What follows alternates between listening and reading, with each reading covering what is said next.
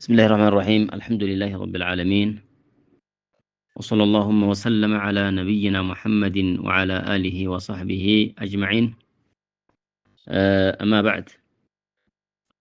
حديث الصباح يألت حديث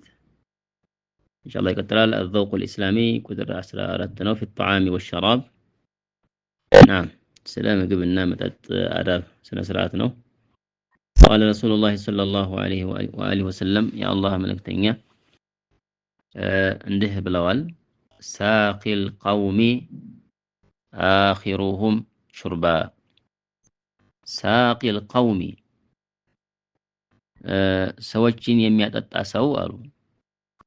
ሰዎችን የሚያስተናግድ ሰው አኺሩሁም ሹርባ እርሱ የሚጠጣው ከነሱ መጨረሻ ነው እርሱ የሚጠጣው ከነርሱ መጨረሻ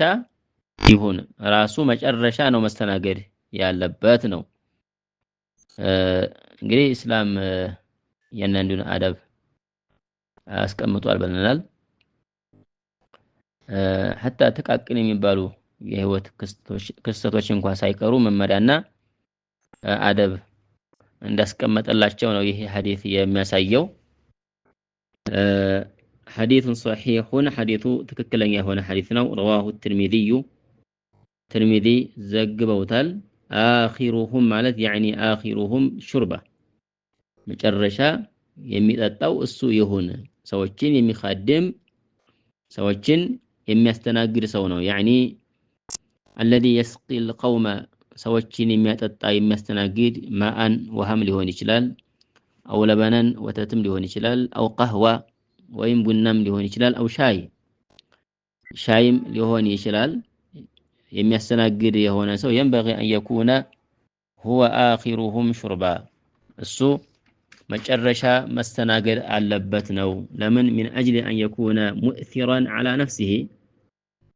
ሌሎችን ማስቀደም ተገቢ ስለሆነ ራሱ የሚخادም ከሆነ ይሄ من خلق الإسلام አይደለም እንደውም ደግሞ من أجل أن يكون نقص ነው ይላሉ إذا كان على نفس الساقي يعني ካቋረጠ ድንገት በራሱ ላይ እንዲቋረጥ ነው ይላሉ وهذا لا شك أنه أحسن امتثالا لأمر النبي عليه الصلاة والسلام ይሄ የነብዩ عليه الصلاة والسلام ትእዛዝ መተግበርና መከተል ነው وأخذا بأدب النبي عليه الصلاة والسلام ነብያችን አደብ ስነ ስርዓት መውሰድ መያዝ ነው የሚሆነው መጠጣት ካለበት ነው ይሄ ማለት لكن اذا كان لا يشتهي ان يشرب የማይፈልግ ከሆነ መጠጣት ካልፈለገ فليس بلازم ان يشرب بعدهم ከነሱ በኋላ መጠጣቱ ግድ አይደለም ان شاء شرب ከፈለገ መጠጣት ነው وان شاء لا يشرب ይሄ እንግዲህ والامر في ذلك واسع المهم ምንድነው ዋናው የተፈለገው ነገር ان يكون هو الاخير መጨረሻ መስተናገድ አለበት ለማለት ነው اذا اراد ان يشرب መጠጣት የሚፈልግ ከሆነ ራሱ መጨረሻ ነው መስተናገድ ያለበት ነው የዛሬው ሐዲስ ነው صلى الله على نبينا محمد وعلى آله وصحبه أجمعين